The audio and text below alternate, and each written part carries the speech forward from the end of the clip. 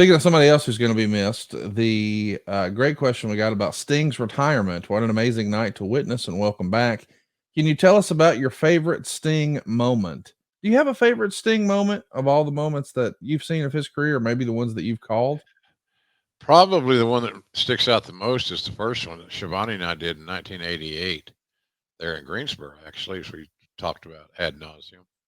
Uh, I think that the first one, it's hard to beat the first one. He had all those great matches with Flair and had some good matches with Lure and so forth, Terry Funk and others. But I think the very first outing for him was so important to make an impression in a positive way, and he succeeded. So I'd say the very first time I saw Sting in a big match scenario, 1988, sticks out in my mind, probably better than anything. RCS 88 says when World Championship Wrestling became WCW Saturday Night in April of 92, they did a 2 out of 3 falls feature every week. Whose idea was that? Why was it abandoned after a few weeks? I would suggest it might be Kip Pryde's idea. I'm not sure, but obviously it was just to increase ratings and get people hooked on the story. You get a 3-chapter story, in other words, 3 falls, 3 chapters, and at that time, 2 out of 3 fall matches were not uh, overutilized. So it's a little something different, and it just. I'm guessing it was about. It seems like it was around the time Kip Fry was in charge, and if so, then he would have signed off on that idea. Or I'm sorry, Chris says, as the head of talent relations at the time, what was your responsibility the night of the unfortunate injury to Droz and his role with the company to take care of him after his career ended? Was that your responsibility, or what? What did you have to do in that Droz circumstance? Because I just can't imagine that responsibility being on someone from the quote unquote office to handle all of that. I was involved. Vince is the one that made the final as far as uh, taking care of the compensation for to compensate Dawes' injury. It was very horrible. I was the Stone Cold at that when he got hurt, taping a feature at a deer hunting lodge. So I wasn't even there on that deal. It's one of the rare TVs that I missed, and it was just hard to believe that we got the call. You just keep hoping that it's not as bad as it seems, and unfortunately, it was worse than we thought. So, but I was involved in that process. Vince is the one that led the charge and legal. But it was a challenging scenario. I didn't sleep that night at all because Droz is one of our favorite guys. Likable.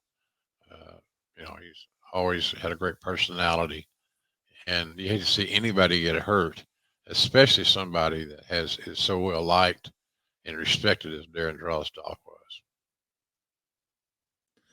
Let's do uh let's do a fun one here. Gavin Best wants to know what would be a dream match for you to call if anything was possible. So I know we don't do a lot of fantasy booking here, Jim, but throughout time and space, two guys in their prime, if you could be on that call, JR at his best, two in-ring performers at their best, who would be in the ring? Oh, I think there's a lot of maybes. And Jack Briscoe would be involved in the match without question. Briscoe and Kurt Angle would be good. For example, I like wrestling, and those guys would provide great wrestling.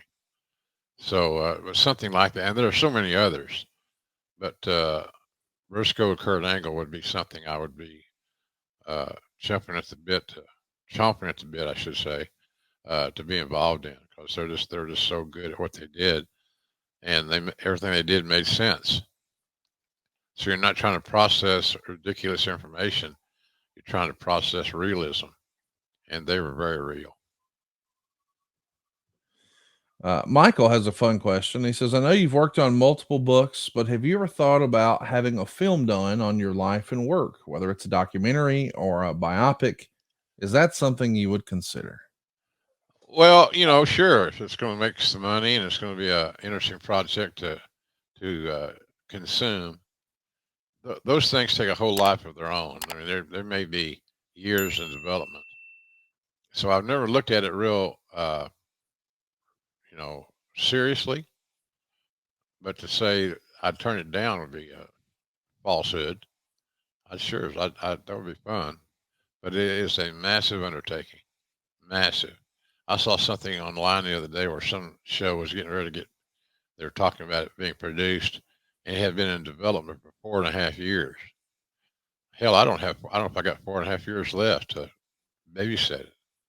And then you get into the creative process. I was surprised and pleasantly so that the Von Erich movie did as well as it did creatively. They all seem to be on the same page. And that's probably because there weren't too many cooks in the kitchen. Kevin Von Erich seemed to be the point man as far as the Von Erich family was concerned. And when you get a scenario like that, it makes it a little bit easier. I can only imagine how it would have been if you had to appease all the brothers, for example, in this scenario. So I believe that it's just a major undertaking, Conrad. It's a young man's business, and maybe someday somebody will have the idea to do something based on my 3 books. Our next book is imminent. We would have already been out promoting if I hadn't gotten sick and all these things. So we'll catch up and we'll promote the hell out of it. You know what? Let's do it right now. jrbook50.com is where you can find it. I've actually got mine, and I encourage you to get yours. I got an early copy. You can pre-order right now. jrbook50.com. Everything you've heard Jim say about this book is legit, man. It is an easy read. There's a lot of shorter stories. It's a good one for the John, as a friend of ours might say. Kenny Omega had this to say about JR's book. Jim Ross hasn't just been the narrator guiding us along our journey in pro wrestling. He's become the voice synonymous with wrestling. It's been the greatest honor to have experienced his work as a fan and also to have benefited working alongside him in AEW. Arguably one of, if not the greatest IWGP World Heavyweight Champion of all time, and of course, a stalwart with AEW. This book covers a who's who during a truly legendary career, celebrating 50 years in the business. You can pre-order the book right now, jrbook50.com. That's jrbook50.com. And a matter of fact, Jim, I don't know that you've seen this. Maybe you have, maybe you haven't, but we're going to surprise you. We got a new piece of merch supporting the book too. It's available now at grillingjrts.com. Celebrating 50 years in professional wrestling. Get your new Jim Ross shirt at grillingjrts.com. It's a nice little 1-2 punch, Jim. You get the book at jrbook50.com. You get the t-shirt at grillingjrts.com. Show JR a little love today. It's a good way to spend the day, huh? Yeah, that's a very nice surprise. Thanks very much. Nice little piece of merch. I always appreciate that.